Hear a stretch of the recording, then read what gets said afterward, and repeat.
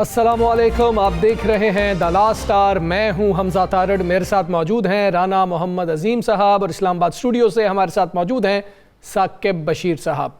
नाजरीन, 4 माह बाद इमरान खान साहब और बुशरा बीबी की 190 मिलियन पाउंड केस में ज़मानत का जो केस है वो समाअत के लिए मुकर्रर कर दिया गया है। क्या कल ज़मानत मिल सकती है, नहीं मिल सकती, इस पर हमने बात करनी है। जस्टिस तारिक जहांगीरी का जो केस है वो भी अहम मरहले में दाखिल हो चुका है। जुडिशल काउंसिल का सुप्रीम जुडिशल काउंसिल का इजलास कब होगा, इस पर हमने बात करनी है। एशिया कप में पाकिस्तान बिलाखिर जो मैच है वो श्रीलंका से जीत गया और कल बांग्लादेश से पाकिस्तान का मुकाबला होना है। क्या ये पाकिस्तान के लिए लास्ट चांस है और पाकिस्तान के लिए ये मैच कितना अहम है, कैसे पाकिस्तान ये मैच जीत सकता है, क्या करना होगा पाकिस्तान को, इस पर भी बात करेंगे। और पाकिस्तान में लाइव स्टॉक के शोबे में कैसे बेहतरी आ सकती है, इस पर भी बात करेंगे। लेकिन सबसे पहले सबसे अहम मौजू जिस पर हमने बात करनी है, जो हमारी जिंदगियों का सबसे अहम तरीन मौजू है, वो है कि कुरान मजीद इंसानियत के लिए सरचश्मा हिदायत है और राह निजात है। बहुत अहम मामला है। पंजाब में प्राइमरी स्कूलों में तजवीदी कायदों की तादाद में मुसलसल कमी देखने में आ रही है, जो कि लम्हा फिक्रिया है। अब मैं आपको बताता हूं कि वज़ीर आला पंजाब मरियम नवाज साहिबा का विजन है, उनकी हिदायत है, उसके ऊपर इस साल 20 लाख नए तलबा और तालिबात जो हैं वो दाखिले उनके किए जाएंगे स्कूलों में। तो ऐसे में जो एक नंबर निकलता है, जो समझ आती है, वो ये था कि कम अज़ कम ज़रूरत इस अमर की थी कि 1 करोड़ तजवीदी कायदे जो हैं वो शाया किए जाते, लेकिन इसमें मुसलसल कमी हो रही है। आपके साथ स्टैट्स शेयर करते हैं। 2023 में तकरीबन 80 लाख कायदे जो हैं तजवीदी कायदे वो शाया किए गए थे। 2024 में इनकी तादाद कम होकर तकरीबन 28 लाख हो गई थी। 2025 में तकरीबन मजीद कम होकर 26 लाख हो गई थी और अब 2026 के लिए जो फिगर सामने आ रहा है वो है सिर्फ 11 लाख तजवीदी कायदे। ये बहुत अहम मामला है।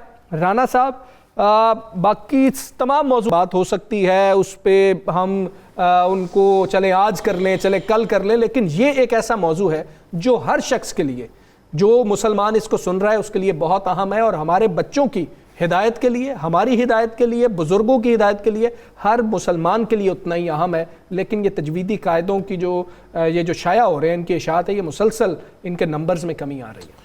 बिस्मिल्लाहिर्रहमानिर्रहीम, अस्सलातु वस्सलामु अलैका या सय्यदी या रसूलल्लाह, अस्सलातु वस्सलामु अलैका या सय्यदी या हबीबल्लाह, ताजदार ख़त्मे नबूवत जिंदाबाद जिंदाबाद। कोई शक नहीं इसमें। सियासी ख़बरों को साइड पे रखते हैं, हाँ जी, बाकी चीज़ों को साइड पे रखते हैं। मेरा बच्चा स्कूल जाए, आपका बच्चा स्कूल जाए, तमाम मुसलमानों के बच्चे स्कूल जाएं, अगर वो वहाँ पर एक इंग्लिश की किताब पढ़ते हैं, अगर वो वहाँ पर उर्दू की किताब पढ़ते हैं और अगर वहाँ पर वो कुरान पाक की तालीम हासिल नहीं करते, उस एक दीनी तालीम को नहीं लेते, तो बाकी तमाम की तमाम तालीम बेकार है। दुनियावी तालीम हमारे लिए सब कुछ बेकार है। अब आपने जो फैक्ट एंड फिगर बताया बिल्कुल इसी तरह है। ये बाकायदा एक शख्स नहीं बल्कि एक मेंबर हैं साबिक कुरान पंजाब कुरान बोर्ड के जी, उनका नाम है मोहम्मद नाज़मुद्दीन साहब। हाँ जी, उन्होंने बाकायदा ये फिगर दी हैं जी। अब बात ये है कि आखिर क्या वजह है कि इन कायदों को कम क्यों किया जा रहा है, इसके पीछे कौन से लोग हैं? इसको कम करने वाले किसी सूरत में इस्लाम से मोहब्बत करने वाले नहीं हो सकते। इसको कम करने वाले किसी सूरत में भी मैं उन्हें नहीं मानता कि उनके दिल में वो नूर है। जो नूर वाले हैं, जिनके दिल में नूर है, जिनके जो एक चश्मा हिदायत चाहते हैं, वो तो चाहेंगे कि कुरान मजीद की क्लासेस हों, वो तो चाहेंगे कि यकम कह रहा हूँ नर्सरी से लेकर आखिर तक, जब तक आप एजुकेशन हासिल कर रहे हैं, हर एक जगह पे कुरान मजीद की तालीम दी जाए। वहाँ पर इस्लामियात की बुक्स अपनी जगह, लेकिन इन कायदों को भी देखा जाए। अगर हम तलावत से शुरू करते हैं सब कुछ, तो उस तलावत को हम अपने कोर्स में क्यों नहीं शुरू करते? अगर हम कुरान पाक के एक पारे को, सिर्फ एक पारे को अगर हम लेकर शुरू कर दें कि कायदा नंबर 1 में ये है, कायदा नंबर 2 में ये है, और तर्जमे के साथ उसे शुरू कर दें, तो आप देखें कि हमारे माशरे से कितनी बुराइयां ख़त्म हो जाती हैं। जब हर मसले का हल قرآن پاک میں موجود ہے اور بچوں کو بچپن سے اس کی تربیت دی جائے گی تو بعد میں جب ہم رانا صاحب جب بڑے بڑے افسر بن جاتے ہیں نا اور کرپشن کے اوپر خاص طور پہ جب سیمینارز ہو رہے ہوتے ہیں تو قرآنی آیات ان کو سنائی جا رہی ہوتی ہیں تو بچوں کو سنائیں. صرف ان کو نہیں سنائی جا رہی. پھر جب آپ سی ایس ایس کا امتحان کے پاس کر کے جاتے ہیں, جب اس کے انٹرویو کے لیے جاتے ہیں تو پیچھے آپ لکھی ہوئی آیت کو دیکھیں, قرآن پاک سے لیا جاتا ہے, ہر چیز کو قرآن پاک سے لیا جاتا ہے. اور ذہن میں رکھیے گا ایک چیز بڑی کلیئر ہے, قرآن پاک کی تعلیم سے بڑھ کر دنیا کی کوئی نعمت نہیں ہے, کوئی تعلیم نہیں ہے, یہی ایک تعلیم ہے. اب حاکم وقت کو چاہے جس کی بھی حکومت ہو, میں سمجھتا ہوں مریم نواز شریف صاحبہ کو پنجاب میں, پیپلز پارٹی کو سندھ میں, کے پی کے کو بلوچستان میں, کے پی کے کو پنجاب میں, اور مفتی صاحب تو کو بلوچستان میں, اس پر توجہ دینی چاہیے. اگر یہ توجہ دی جائے, نہ کوئی دہشت گرد بنے گا, نہ کوئی چور بنے گا, نہ کوئی پاکستان کے اندر غلط کام کرے گا. ہر شخص کے اندر ایک ایسی محبت پیدا ہوگی دین کی, رسول پاک صلی اللہ علیہ وآلہ وسلم کے ساتھ, خالی قرآن مجید ہی نہیں, اس کے ساتھ سیرت النبی صلی اللہ علیہ وسلم کی کتاب کو بھی پڑھانا چاہیے. کتنے جگہ ہم کیا کرتے ہیں, بدقسمتی ہے ہماری بہت بڑی, ہم اپنے بچوں کو پڑھانے کے لیے 30,000 25,000 کا ٹویٹر رکھ لیتے ہیں. قاری صاحب کو نہیں دے سکتے, قاری صاحب کو 2,000 سے زیادہ نہیں دیتے, نہیں دے سکتے, 3,000 سے زیادہ نہیں دیتے, بہت زیادہ دے دیں گے, 4 سے 5,000 روپیہ دے دیں گے. کیوں؟ ہمارے بچوں کو اگر وہ ان کتابوں کی ضرورت ہے تو کیا دینی تعلیم کی ضرورت نہیں ہے؟ اسی دینی تعلیم نے باپ کی اور ماں کی عزت اور احترام کا بتانا ہے.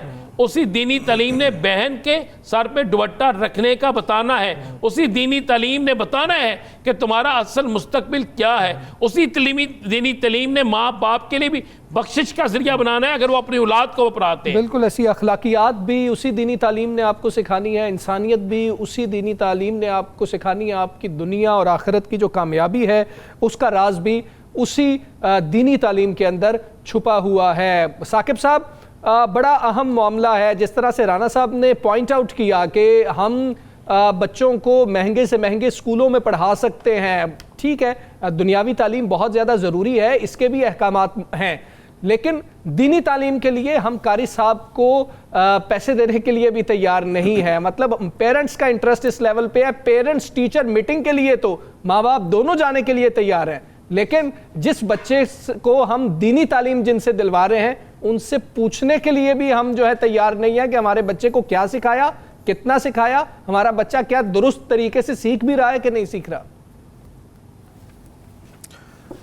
بالکل حمزہ, جو اسلام ہے وہ مکمل ضابطہ حیات ہے, مطلب زندگی گزارنے کا پورا ایک طریقہ کار وضع کرتا ہے. اور اس کی شروعات جس طرح آپ نے قرآن پاک کا حوالہ دیا کہ اس سے ہوتی ہے, پھر احادیث ہیں, پھر اس کی تفاسیر ہیں, وہ سارے اس کو اگر ابتدائی طور پر بھی اب یہ ایک ٹرینڈ بن رہا ہے کہ ایک تو ڈیجیٹل دنیا ڈیجیٹلائز ہو رہی ہے, موبائل فون آ گئے ہیں, پھر جو ایجوکیشن کا رجحان ہے وہ سرکاری اسکولوں سے پرائیویٹ اسکولز میں بہت زیادہ بڑھ رہا ہے, اور فوکس جو ہے وہ خاص قسم کی جو ایجوکیشن ہے اس پہ زیادہ ہے.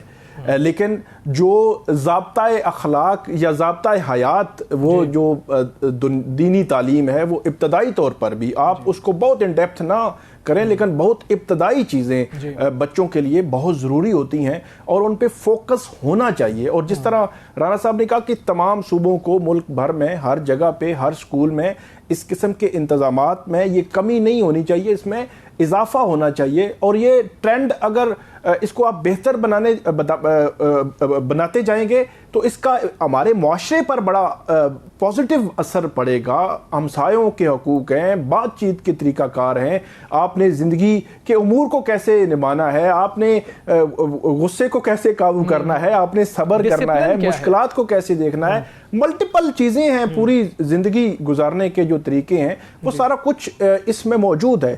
تو ابتدائی تعلیم جو ہے وہ اس پہ فوکس بہت ضروری ہے, اور والدین کو خاص طور پر جس طرح باقی تعلیم کے لیے بہت تگ و دو کرتے ہیں بچوں کے لیے, وہ بھی بڑی اچھی بات ہے, لیکن اس طرف بھی دھیان جو ہے وہ ضرور دینا چاہیے. یہاں پر ایک بریک لیں گے, بریک کے بعد واپس آئیں گے, کچھ دیگر معاملات پہ بھی بات کریں گے. اسٹے ود اس.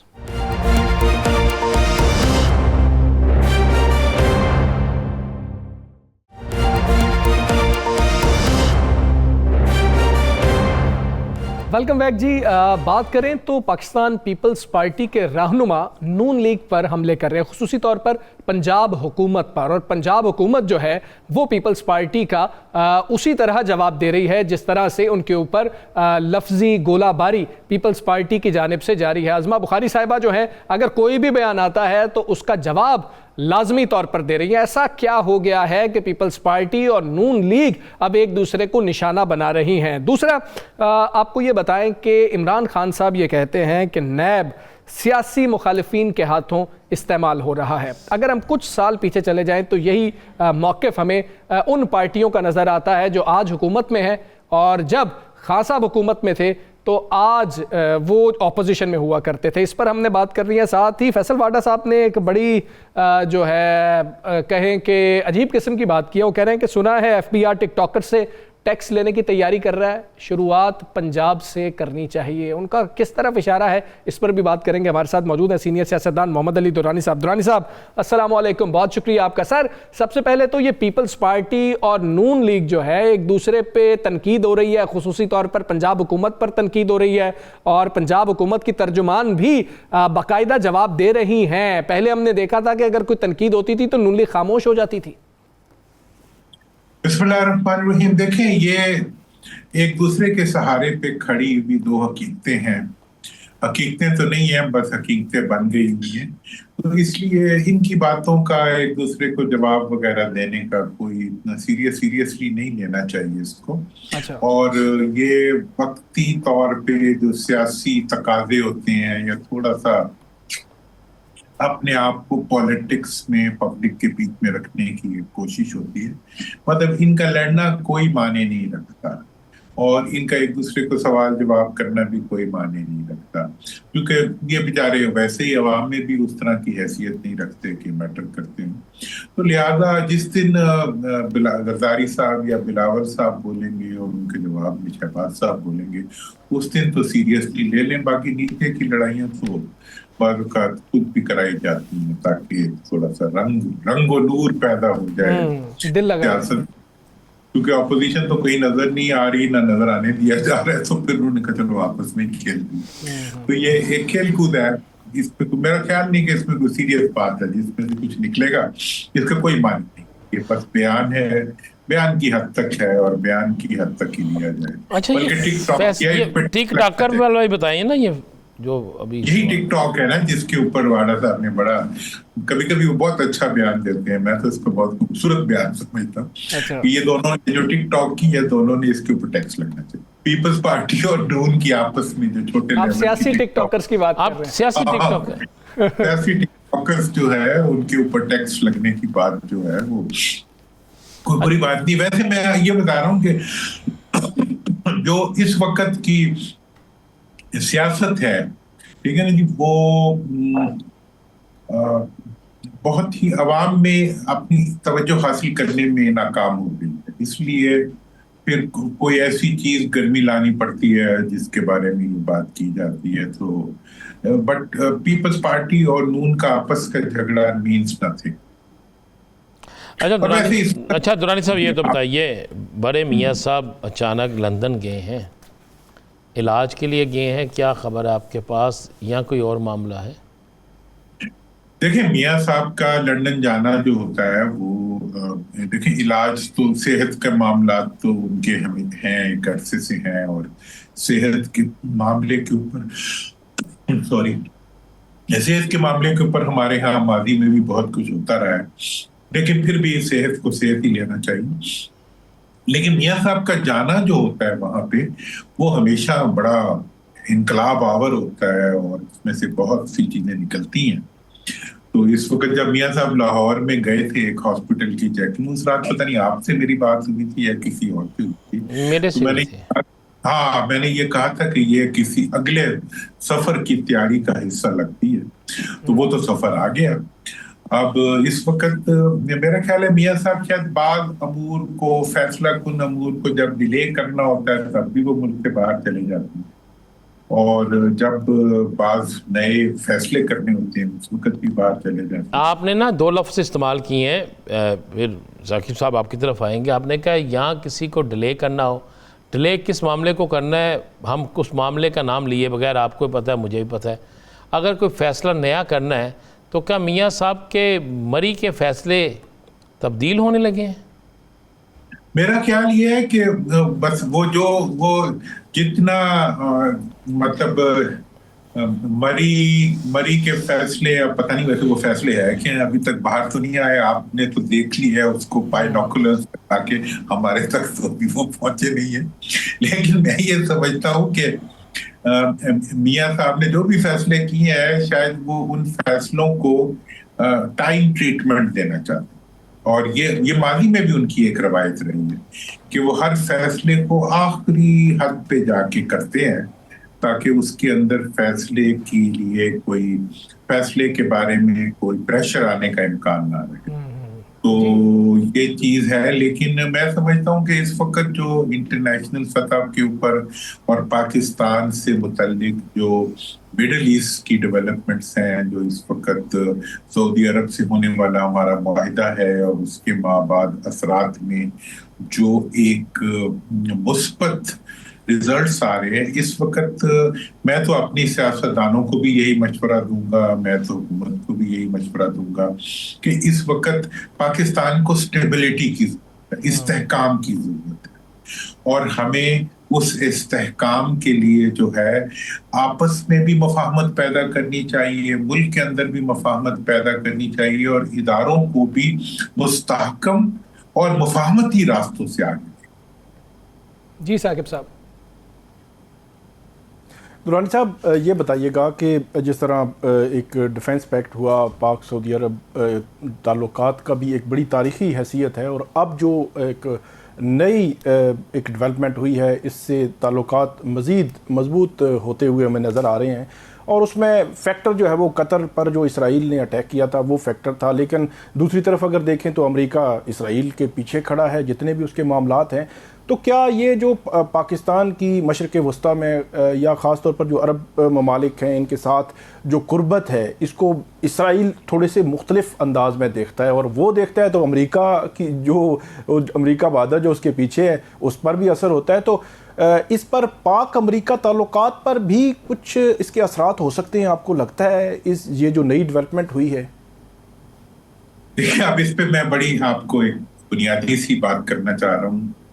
دیکھیں، اسرائیل جو ہے وہ اس شرارتی بچے کی طرح ہوتا ہے جو اپنے ہی باپ کی داڑھی میں ہاتھ ڈال دیتا ہے، اس کے کپڑوں کو کھینچتا ہے اور اس طرح کرتا ہے. تو جو پاکستان کا یہ ایگریمنٹ ہوا ہے اور پاکستان کا مڈل ایسٹ میں یہ انٹری جو ہوئی ہے، اس انٹری میں میں نہیں سمجھتا کہ کوئی بھی بڑی طاقت پاکستان کے خلاف ہے. مجھے اس میں امریکہ کی مخالفت بھی نظر نہیں آ رہی، مجھے اس میں چین کی مخالفت آ رہی، اور مجھے اس میں مڈل ایسٹ کی مخالفت نہیں.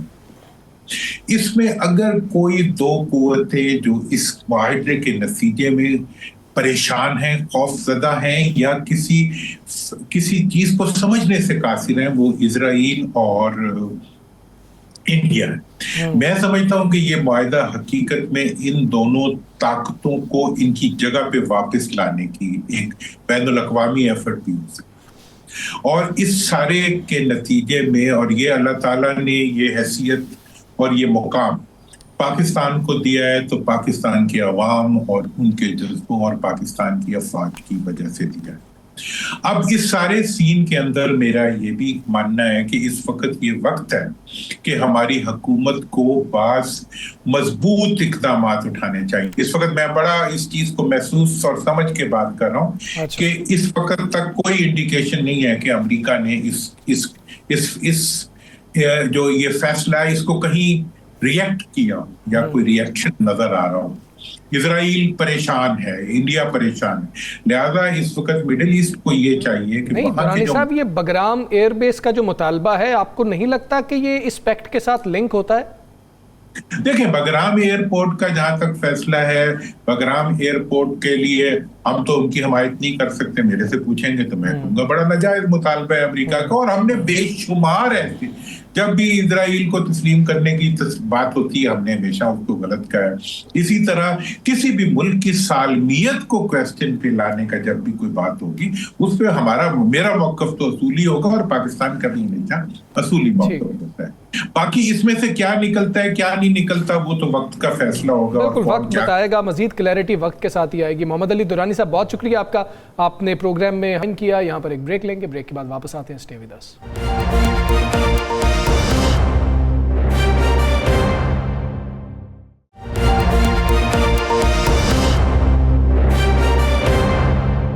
वेलकम बैक जी। आपको बताएं कि 4 माह बाद इमरान खान साहब और बुशरा बीबी साहिबा की 190 मिलियन पाउंड केस में ज़मानत का केस जो है वो कल समाअत के लिए मुकर्रर किया गया है। राना साहब, कितना अहम है कल का दिन, और आपको क्या लग रहा है कि ज़मानत मिलने के चांसेस हैं? मेरिट पे अगर आप बात करें, आपकी राय मैंने पूछी है। सर मैं राय देने लगा हूँ, मैं फैसला नहीं देने लगा। नहीं, मैं आपकी राय पूछ रहा हूँ। मेरी राय में यह है कि अगर तो कल वहाँ पर प्रोसिक्यूटर आए हुकूमती, वहाँ पर बहस हुई तो 100% इम्कानात है अच्छा बेल के। और अगर कल भी कोई बीमार हो गया या किसी ने कोई और बहाना डाल दिया तो फिर हम कुछ नहीं कह सकते। अच्छा लेकिन केस जो है, आज भी सलमान सफदर साहब ने जो बात की है, जी, केस तो चंद मिनट का है। और मेरा ख्याल है कि अब आइन और कानून के तकाज़ों को किसी जगह तो पूरा होना चाहिए। लेकिन जब मैं ये देखता हूँ कि जब मेरे जजेस को इंसाफ नहीं मिलता, उनकी पटिशन जो है वो लगती नहीं है, उस पर इतराज़ लग जाता है। और जब मैं देखता हूँ कि एक ऐसी पटिशन आती है जिसका दूर दूर तक इमरान खान से तल्लक नहीं होता और उसके फ़ैसलों में भी इमरान खान का नाम लिख दिया जाता है, तो वो फौरी लग जाती हैं। और ये जो 4 माह बाद लग रही है, और इसमें कोई नया कल नुक्ता ना निकल आए, कोई ऐसी चीज़ ना निकल आए कि जनाब वो फलां नहीं आए, क्योंकि अक्सर ना ऐसे केसों में लोग बीमार हो जाते हैं। अच्छा, ऐसे केसों में कोई ना कोई ऐसी चीज़ आ जाती है। अगर तो कल बहस हुई, मैं फिर वही कह रहा हूँ, तो फिर 100% बेल होगी। ठीक है साकिब साहब, कल का दिन कितना अहम है कि ये भी मामला है, दूसरा तोशाखाना 2 केस भी आखिरी मरहले में दाखिल हो गया। बिल्कुल हमजा, कल का दिन बहुत अहम इस लिहाज से है, 190 मिलियन पाउंड केस में सज़ा मुअत्तली की जो दरख्वास्तें हैं उस पर समाअत होनी है। बज़ाहिर तो अगर प्योरली ऑन मेरिट बात की जाए तो ज़मानतें मुमकिन तौर पर हो सकती हैं, फिर भी अदालत ने फ़ैसला करना है।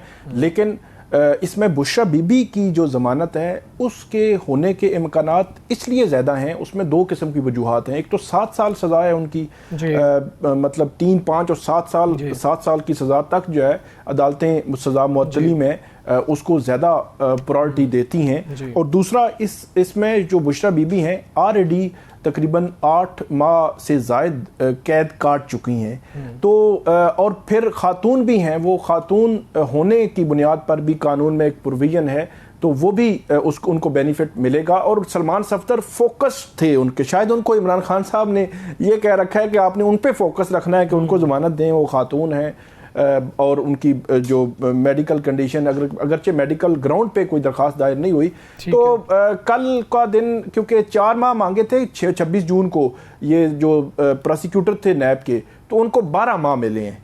तो 4 हफ्ते मांगे थे तो 12 हफ्ते मिले हैं, तो 8 हफ्ते उनको ज़्यादा मिल गए हैं। तो अब मेरा नहीं ख्याल कि कल कोई ऐसी सिचुएशन जो है वो बनेगी। कल डायरेक्ट आर्गूमेंट्स ही होने हैं और आर्गूमेंट्स के बाद जो है वो फैसला आना है। लेकिन इसमें ये होता है कि क्योंकि तवील दलाइल शुरू हो जाते हैं तो अदालतें फिर 1, 1.5 या 2 घंटे के बाद केस अर्जन करके नेक्स्ट डे दे देती हैं। तो कल नहीं तो अगली तारीख या अगली 1-2 तारीखों में फैसला आ सकता है। लेकिन इसमें एक और जो ट्विस्ट है वो ये है कि तोशाखाना केस का फैसला, क्योंकि आज हियरिंग थी, कल दोबारा होगी, उस पर तफ्तीशी अफसरान के बयानात पे जरा होनी है और उसके बाद जो दोनों अक्यूज हैं उनके बयानात और उसके बाद उस पर दलाइल होने हैं, तो वो भी बिल्कुल आखिरी मरहला है। तो मुझे ऐसे लग रहा है, वैसे मेरी 6 सेंस कहती है कि 190 मिलियन पाउंड केस में जो सज़ा मुअत्तली की दरख्वास्तें हैं उन पर फैसला तब आएगा जब तोशाखाना 2 का फैसला सुनाया जा चुका होगा। ठीक है राना साहब, सियासी तौर पे अगर हम बात करें, पीपल्स पार्टी और नून लीग की आपस में जो है ना बयानबाजी जारी है, एक दूसरे पे बयान दिए जा रहे हैं। फिर अक्टूबर की बात हो रही है कि जी कि अक्टूबर भी किसी तब्दीली के हवाले से बड़ा इम्पॉर्टेंट महीना है। कैसी तब्दीली हो सकती है? देखिए, मैंने पहले भी कहा था जी, और मैं अब भी ये बात कह रहा हूँ कि हो रहा है कुछ, पसे पर्दा कुछ हो रहा है। देखिए, अचानक बहुत से लोग जो है ना, बहुत से लोग बाहर जाने की तैयारी कर रहे हैं। अच्छा। और आज میری بات ہو رہی تھی بلکہ آپ بھی ملے جی تو بہت وہ جو حالات بتا رہے تھے وہ حالات وہ اچھے نہیں تھے. تو اسی طرح مختلف جگہوں پہ جو حالات نظر آ رہے ہیں وہ اتنے اچھے نہیں ہیں. عمران خان کو یہ جیل میں رکھ لیں, عمران خان کو بیل دیں یا نہ دیں, عمران خان کی بیل کو مشروط کر دیں توشہ خانہ کے ساتھ, عمران خان کی بیل کو کسی اور چیز کے ساتھ کر دیں, 300 کے قریب تو پرچے کر چکے ہیں یہ, کسی اور جو مرضی یہ کر لیں. عمران خان کی صحت پر کوئی اثر نہیں ہے, عمران خان کے معاملے پہ کوئی اثر نہیں ہے, عمران خان کے ووٹ بینک پر کوئی اثر نہیں ہے, عمران خان کے آپ کہیں کہ اس کا بیانیہ بدل گیا اس پر کوئی اثر نہیں. اب یہ جو لوگ کہتے ہیں نا کہ بیل ہوگی یا نہیں ہوگی, میں تو اب اس سلسلوں میں جاتے نہیں. یہاں تو اس کیس میں بیل کے بعد عمران خان نے باہر آ جانا ہے تو پھر تو یہ بڑی ضروری ہے. اگر بیل کے بعد باہر نہیں آنا اور اتنے کیسز بنا رکھے ہیں تو پھر بات کسی اور طرف جاتی ہے. لیکن ایک چیز بڑی کلیئر ہے کہ اکتوبر میں اب بہت سخت فیصلے ہونے ہیں, یہ نرم فیصلے نہیں ہونے.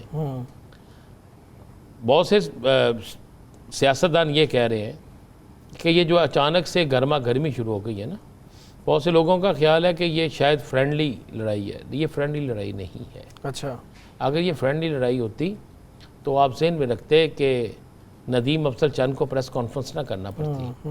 اگر یہ فرینڈلی ہوتی تو اور بھی بہت سے لوگوں کو بولنا نہ پڑتا. اگر یہ فرینڈلی ہوتی, شرجیل میمن صاحب بول رہے ہیں, میں کہہ رہا کہ تو یہ ایسے نہ ہوتا. یہ فرینڈلی نہیں ہے. یہاں کسی چیز کو منوانے کی کوشش ہے, یا کسی چیز کو گوانے کی کوشش ہے, یا پھر اس چیز کا کوشش ہے کہ نظر آ گیا ہے کہ آنے والے دنوں میں آپ ایک چیز ذہن میں رکھیے گا, میں پھر وہ کہہ رہا ہوں, آپ سارا بجٹ بھی لگا دیں نا تو آپ سیلاب زدگان کو کلیئر نہیں کر سکتے. ان کی طرف سے کہاں جائیں گے؟ 2 صوبے آپ کے اس وقت انتہائی جو ہے جسے کہتے ہیں نا نازک پوزیشن میں ہے, آپ اس طرف کہاں جائیں گے؟ پھر آپ کو عالمی چیلنج بہت زیادہ ہے, آپ اس کو کس طریقے سے کور کریں گے؟ یہ ساری چیزیں آپ کو دیکھنا ہوں گی. ٹھیک ہے, آگے جا کے اگلے دنوں میں جا کے آپ کو مثلا آج رانا تنویر صاحب نے کہا ہمیں گندم خریدنا پڑے گی. ہاں جی, ہم نے گندم کتنے کی لوگوں کو کہا 2-2 ہزار روپے کیا؟ جی, اب آپ کتنی مہنگی باہر سے گندم خرید کے لائیں گے, اور اگر آپ اس کو خرید کے لانے کے بعد یہاں پر مہنگی بیچتے ہیں تو خریدنے والے کون ہوں گے؟ اور جو حالات ہو چکے ہیں اس میں سے 50% جگہ وہ ہے سیلاب کی جہاں پہ ریت آ گئی ہے, جہاں پر گندم کاشت نہیں ہو سکتی, 1 سال نہیں 2 سال نہیں کاشت ہو سکتی, تو آپ وہاں پہ کیا کریں گے؟ تو ان سارے حالات کا آپ کو کیا خیال ہے؟ پیپلز پارٹی کو نہیں پتا, ان سارے حالات کا باقی لوگوں کو نہیں پتا, ان سارے حالات کا بانی تحریک انصاف کو نہیں پتا. جو بہت سے لوگ جو ہیں خاموشی سے سارا کچھ دیکھ رہے ہیں, وہ انتظار کر رہے ہیں کہ جو آگ انہوں نے کسی اور کے لیے جلائی تھی, اگر اس آگ میں کسی اور کی بجائے اپنا گھر جل رہا ہو کسی کا, تو وہ پھر انجوائے تو کریں. مشکلات تو اتنی ہیں ران صاحب کہ جو چاول کا ایک توڑا نا 11,000 کا تھا, وہ یہ سیلاب کے سٹارٹ میں ہی 17,000 تک کو چھو گیا تھا. 17,000 تک کو 6,000 روپے اضافہ ہوا اس کے اندر, اور لوگوں کو مل نہیں رہا تھا. نہیں مل رہا نا, یہ ایک اضافہ ہے. کس گھر میں نہیں چاول پکتے؟ ہاں جی, سب گھروں میں پکتے ہیں. ٹھیک ہے, 6 کروڑ افراد بے روزگار ہوئے ہیں. ہاں جی, بے روزگاری میں 6 اور 40% اس میں ہے پنجاب. اچھا, یہ وہ ہیں جو کتابی آتے ہیں, اس میں بہت سے چیزیں, بہت سے لوگوں کا سروے میں شامل ہی نہیں ہوتے. ہاں جی, اس کے بعد مجھے بتا دیں کہ آنے والے دنوں میں آج کل آپ سبزیوں کے ریٹ تو لیں, ہاں جی, آج کل آپ باقی چیزوں کے ریٹ تو لیں, پھر آگے آنے والے دنوں میں آپ دیکھیں کہ آپ کو میٹ کہاں سے ملے گا. ران صاحب, آج کی میں آپ کو ایک بتاتا ہوں, پیٹرولیم ڈویژن کی دستاویزات سامنے آئی ہیں. 1 لیٹر پیٹرول پر 94 روپے اور 89 پیسے یعنی 89 پیسے جو ہیں ٹیکس لیا جا رہا ہے, اور 1 لیٹر ڈیزل کے اوپر 95 روپے ٹیکس لیا جا رہا ہے. اور یہ مختلف لیویز ہیں, مختلف ٹیکسز ہیں جو اتنے بنتے ہیں. یہ 1 لیٹر کی ہم بات کر رہے ہیں. ثاقب صاحب, اس پہ ایک اضافہ کر لیں. جی, جہاں سیلاب آیا آپ کہتے ہیں ہم ان سے بل نہیں لیں گے.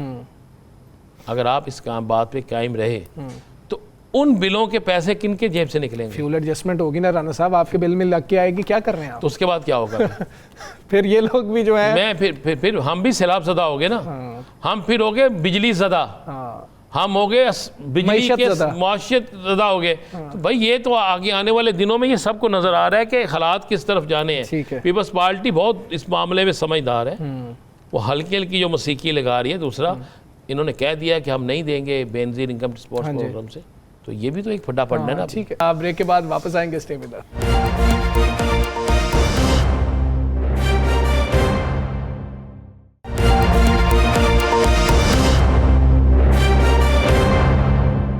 ویلکم بیک جی. آج ہم آپ کے ساتھ لائف سٹاک کے شعبے میں ایک اہم پیش رفت شیئر کرنے جا رہے ہیں. پاکستان طویل عرصے سے دودھ اور گوشت کی پیداوار میں مقدار اور معیار دونوں مسائل کا شکار رہا ہے. اس کی ایک بڑی وجہ یہ ہے کہ ہمارے مقامی ماحول اور موسم کے لیے زیادہ تر غیر ملکی نسلیں موزوں ثابت نہیں ہوئی. ہم نے آسٹریلین اور امریکن گائے لانے اور رکھنے کا تجربہ کیا جو پاکستان میں زیادہ کامیاب نہ ہو سکا. اس کی بڑی وجہ موسم اور ماحول کا فرق تھا. اب معاملہ یہ ہے کہ برازیل سے اعلیٰ جینیاتی نسل کے مویشی پاکستان لائے گئے ہیں. یہ مویشی نہ صرف زیادہ دودھ اور بہتر گوشت دینے کی صلاحیت رکھتے ہیں بلکہ موسم کی سختیوں اور بیماریوں کے خلاف بھی زیادہ مزاحمت رکھتے ہیں. اس کی بڑی وجہ یہ ہے کہ ان مویشیوں کا اوریجن پاکستان ہی ہے. ان کے ذریعے پاکستان کے کسانوں کو جدید سہولیات جیسے ایمبریو ٹیکنالوجی تک رسائی حاصل ہوگی جو ہمارے مویشی پالنے کے نظام میں ایک نئی انقلابی تبدیلی لا سکتی ہے. اس موقع پر ہمارے ساتھ موجود ہیں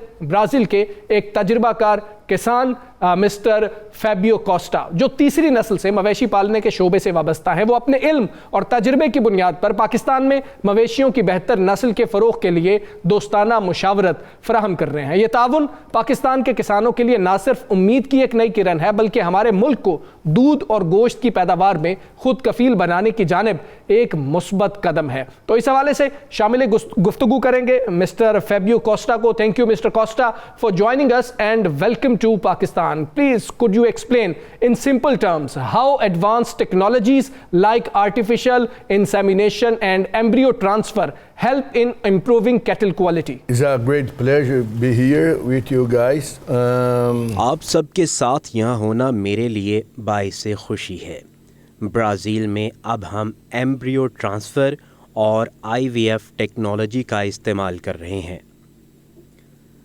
تاکہ مویشیوں میں جینیاتی بہتری لائی جا سکے. کیونکہ جب ہم یہ تکنیکیں استعمال کرتے ہیں تو ہم صرف بہترین گایوں کو نسل بڑھانے کے لیے استعمال کرتے ہیں. مثال کے طور پر اگر آپ کے پاس 100 گائیں ہیں تو آپ صرف 10 بہترین گایوں سے بیضے لیں گے, باقی گائیں صرف بطور ریسیپینٹ مدر. اس طرح آپ پر بہتر انتخاب کا دباؤ ہوتا ہے اور جب آپ یہ طریقہ اپناتے ہیں تو اپنے مویشیوں کی دودھ کی پیداوار میں اضافہ کرتے ہیں. How do you see livestock sector in Pakistan? میں نے دیکھا کہ پاکستان میں مویشی پالنے والے تقریباً تمام کسان اپنے جانوروں کی نسل اور معیار کو بہتر بنانے کی ضرورت محسوس کر رہے ہیں. لیکن میں نے یہ بھی دیکھا کہ کچھ کسان جدید ٹیکنالوجی استعمال کر رہے ہیں اور وہ بہت اچھا کام کر رہے ہیں تاکہ پاکستان میں لائف سٹاک کے شعبے پر مثبت اثرات ڈالے جا سکیں. Okay, Mr. Costa, should Pakistan focus on producing meat or only on milk? Under the Pakistan reality, حقیقت کو دیکھیں تو بہت سارے سسٹم کو اپنا نہیں رہے ہماری طرح جیسے ہم برازیل میں اپناتے ہیں. مجھے لگتا ہے کہ ہماری نسبت یہاں جانوروں کی دیکھ بھال پر زیادہ خرچہ آتا ہے. حقیقت یہ ہے کہ آپ لوگ صرف گوشت کی پیداوار پر کام نہیں کر سکتے. میرا یقین ہے کہ آپ کو پہلے دودھ کی پیداوار پر کام کرنا چاہیے اور ساتھ میں گوشت پر بھی. ڈیری فارمنگ میں اسے بیف آن ڈیری کہتے ہیں. اس میں ایسے جانور یا گائے استعمال کرتے ہیں جو دودھ بھی دیتے ہیں اور گوشت. In the milk production, Okay. And you can also do one system called beef on dairy, that is use the cow's milk to produce beef also. Firstly, you want us to focus on milk milk. I believe that मुझे लगता है कि आप लोगों को पहले दूध की पैदावार के लिए जाना चाहिए. What are the main difference between the quality of milk produced in Brazil and Pakistan? we don't have much difference between. Brazil और पाकिस्तान के दूध में फ़र्क नहीं है, दोनों के सिर्फ प्रोड्यूसिंग सिस्टम में फ़र्क है. ब्राज़ील में आपकी तरह ज़्यादा किसान नहीं है. हाँ, ब्राज़ील में बड़े किसान हैं. मुझे लगता है कि यही एक बड़ा फ़र्क है ब्राज़ील और आपके Our दरमियान. medium and biggest farmers don't have this reality that you guys have here. I believe that this is the principal difference between us.